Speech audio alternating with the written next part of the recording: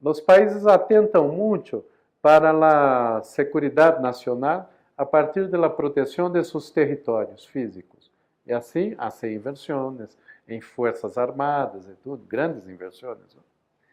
Todavia, a segurança nacional está exatamente na cultura, porque são as fronteiras intangíveis. E o Império sabe disso. Tanto que todo o processo de dominação, de destruição de países, acontece exatamente por essa chamada guerra cultural.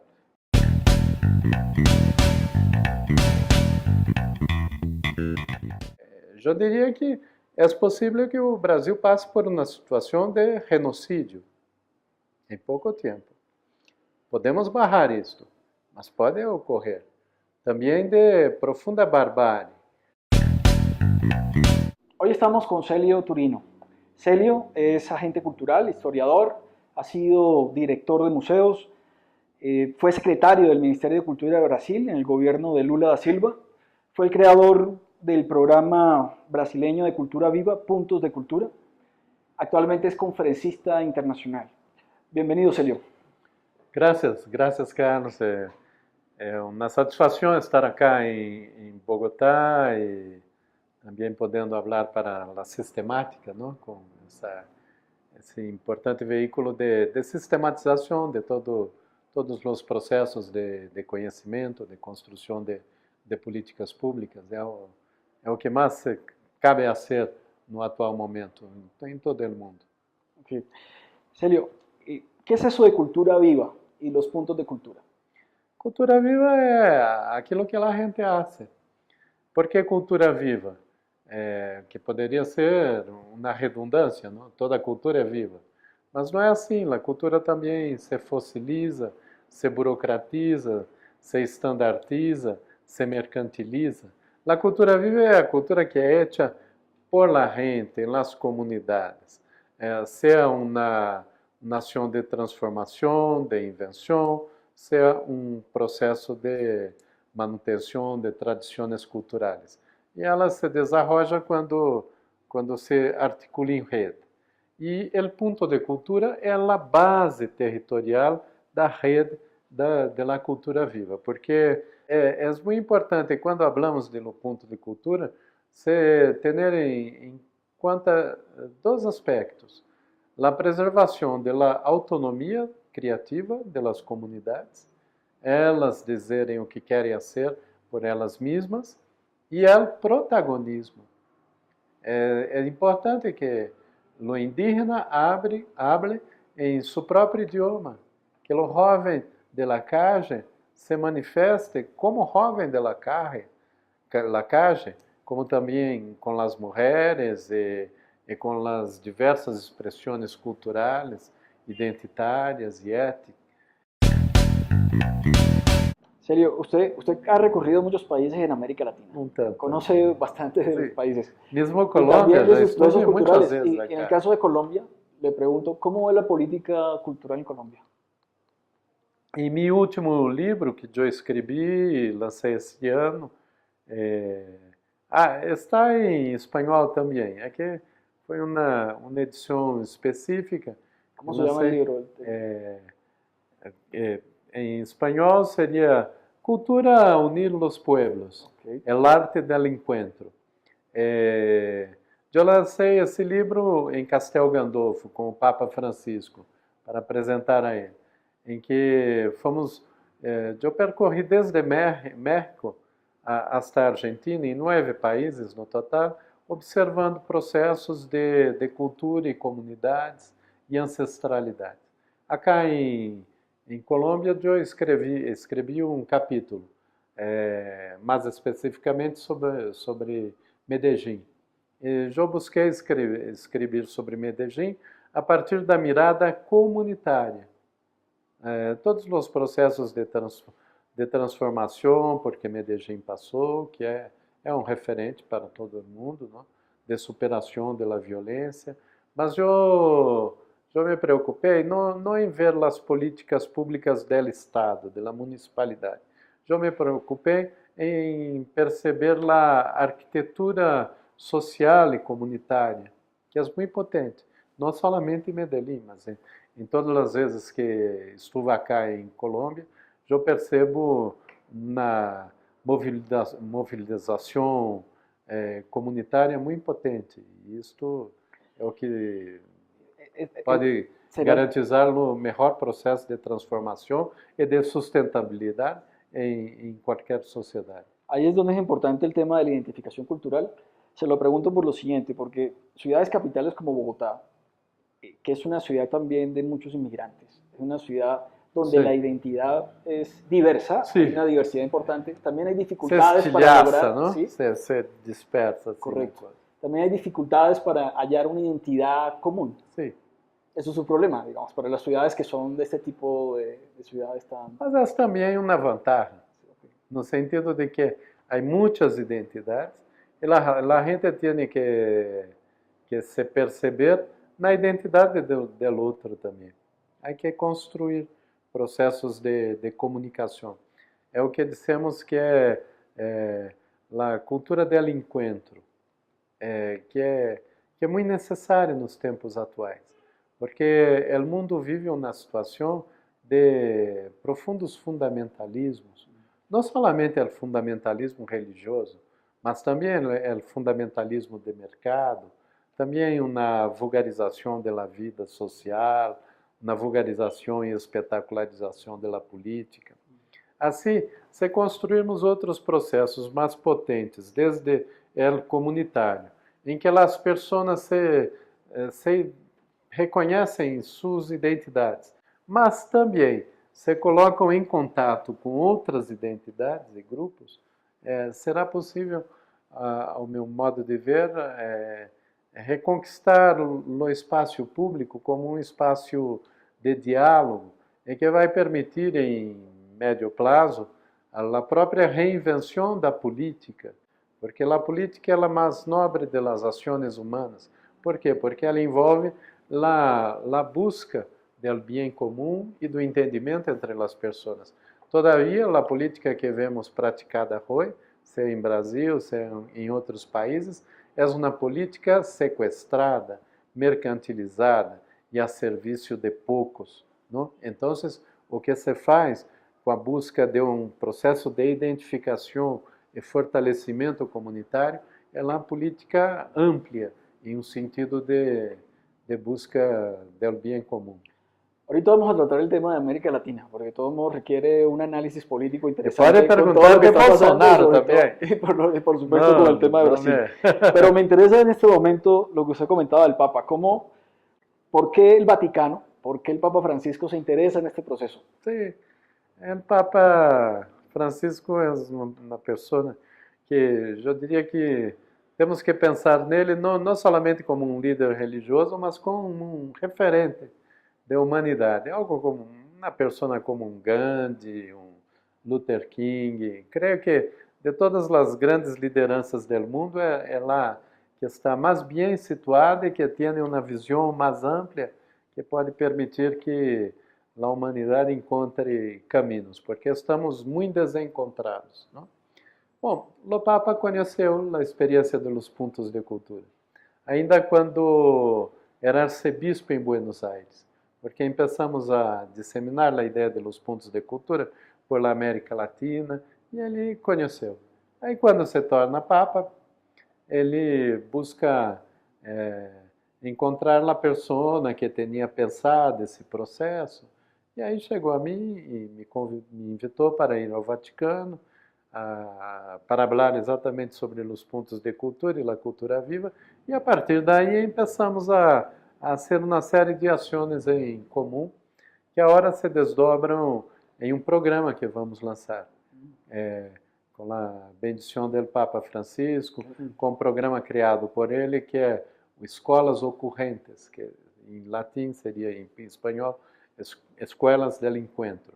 E nós vamos criar um programa que se chama União, que é a busca da união entre as pessoas, a partir do que chamamos de pontos de encontro, que é um conceito mais alargado de ponto de cultura.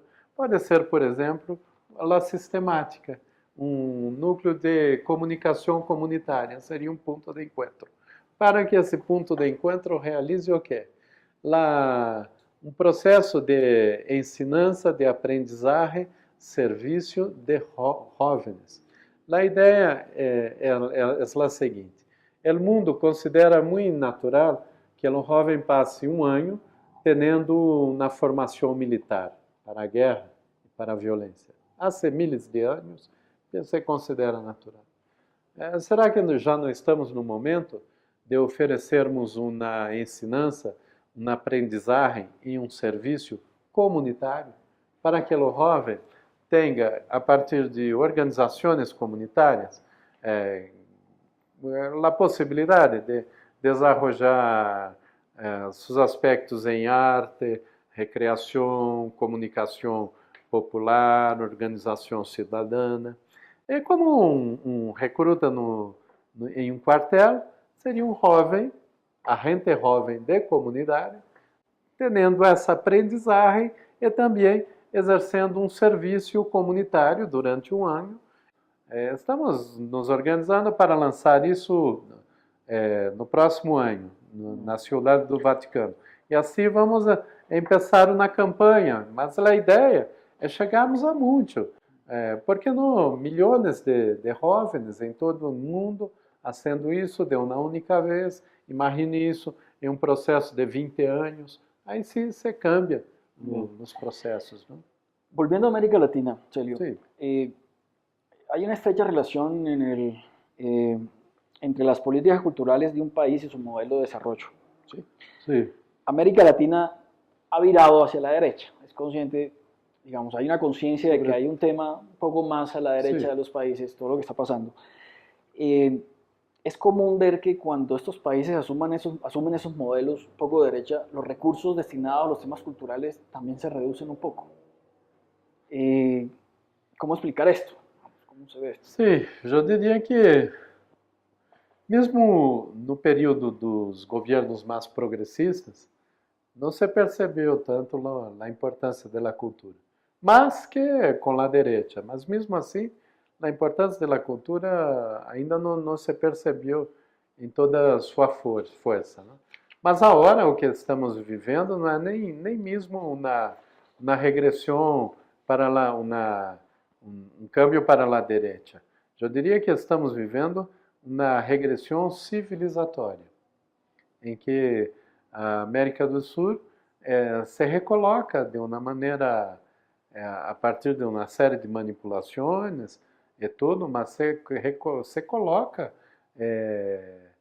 como escrava, como colonizada, tendo que servir ao império como sendo apenas uma fonte de matérias-primas, de bens primários, em que sua maioria da população pode ser descartada, desprezada, não? É algo muito grave o que está ocorrendo. E eu diria que está ocorrendo exatamente porque, mesmo no período dos governos chamados progressistas, assim, desarrollistas, não? Que se descuidou de uma série de aspectos.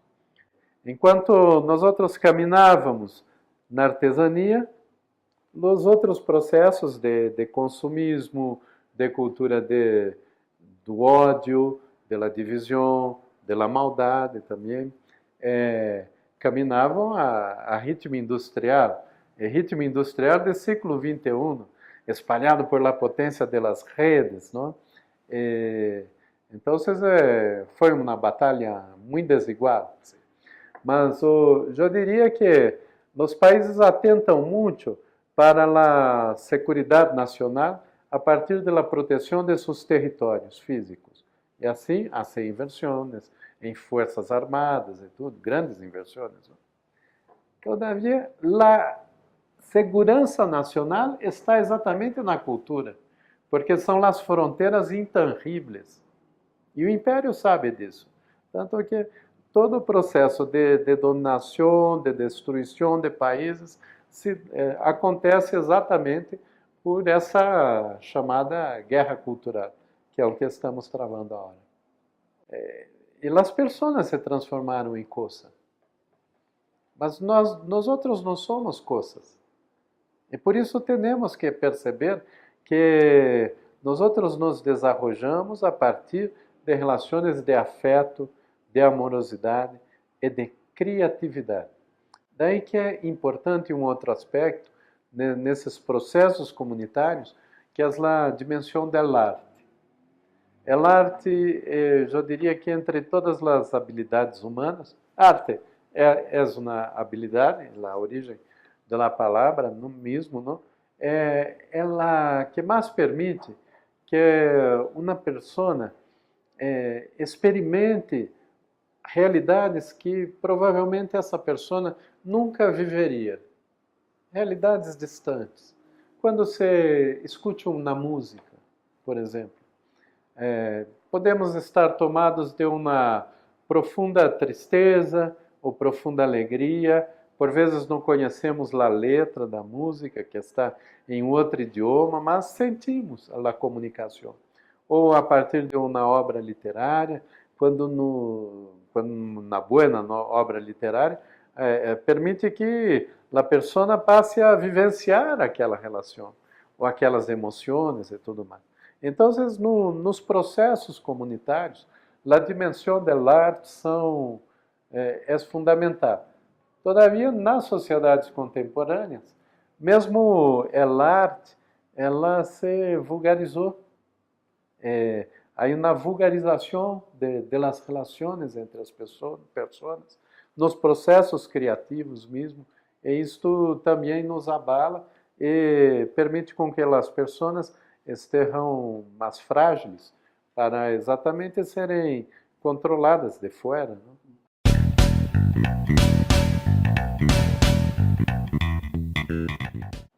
Estamos viviendo un mundo tumultuoso, de conflictos, de un cierto populismo Sí. que raya a veces en lo indignante. Exato. Brasil no es la excepción, digamos, desde el punto de vista, pues lo que se escucha en los medios de comunicación no es nada positivo frente a... O Brasil está exagerado até. Sí, bueno, exacto, es un punto Sí. extremo, pero además preocupante, porque Sí. parecería que al contrario de generar exacto, al contrario de generar una ética, una solidaridad, una aceptación del otro, vamos por el otro camino. Exacto. Y todo el mundo se pregunta qué está pasando, digamos, en qué momento hemos perdido de pronto esa posibilidad y sobre todo no sabemos qué va a pasar, ¿no? Que es lo más difícil de todo esto. ¿Es posible volver a esa posibilidad de solidaridad de los pueblos, de la identidad, de fortalecimiento de esa identidad? Eu digo que sim, é possível e é necessário, será o único caminho. Teremos que nos reencontrar e cultivar a cultura do encontro, da ética, da solidariedade. Como nasce a solidariedade? Exatamente quando a identidade se soma à alteridade. Porque solamente a identidade não basta. Saber quem sou por mim mesmo, mas não estar aberto a processos de empatia, de empatia com os outros, também me cerra. Há que exercitar a alteridade. E é quando a dimensão da arte tem mais força. Porque quando identidade e alteridade se encontram, se pratica a solidariedade, uma solidariedade efetiva, sólida, sustentável. Do outro lado, esses processos de vulgarização, ou mesmo de criação de comunidades virtuais, em rede, são muito tênues, não envolvem relações de confiança, não envolvem relações de afeto, são muito covardes também. A gente se coloca bruta por trás de uma rede social, não? A gente se torna mais agressiva. Por vezes, personalmente, a pessoa não é agressiva, mas por detrás da rede é muito agressiva e, sobretudo, muito vulgar, muito banal. Eu diria que este é o conflito que estamos vivendo.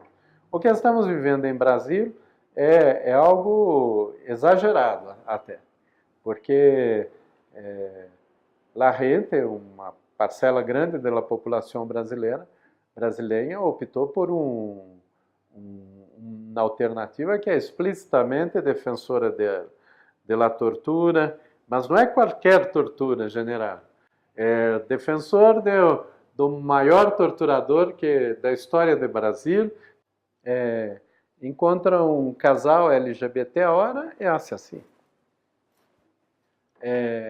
Eu diria que é possível que o Brasil passe por uma situação de genocídio em pouco tempo. Podemos barrar isto, mas pode ocorrer. Também de profunda barbárie. E algo muito belicoso, e algo muito paradoxal, porque ao mesmo tempo em que falam de pátria, são submissos a interesses estrangeiros, de uma maneira vergonhosa, assim, aos Estados Unidos, aos interesses também do sionismo de Israel, não com os judeus, não, que são muito progressistas, mas aos interesses mais mesquinhos, assim, em Israel. Não? É bastante complicado. O próprio governo habla da possibilidade de fazer guerra contra a Venezuela, o que será uma tragédia, onde falhamos, né, como povo. Né? Eu diria que é algo que sempre me toca muito, porque eu, como historiador, sempre falei do povo brasileiro em sua inventividade, criatividade, amorosidade. E é verdade, temos essas dimensões. Mas também temos as dimensões de los horrores, não? Se massacrou muita gente, a naturalização da tortura, a banalização da vida. E aí um problema que se pratica no Brasil, que é de não enfrentar seus problemas até o fundo. Bueno, Celio, se nos acabó el tiempo. Não sei se foi no, pessimista demais, mas como historiador tengo que ser... No, está bien. De hecho, además la pregunta era precisamente esa. De todos modos, el escenario de América del Sur y del mundo entero, diría yo. Yo creo que sí. Tampoco es un tema exclusivamente de América del Sur. No es solamente brasileño, es una onda.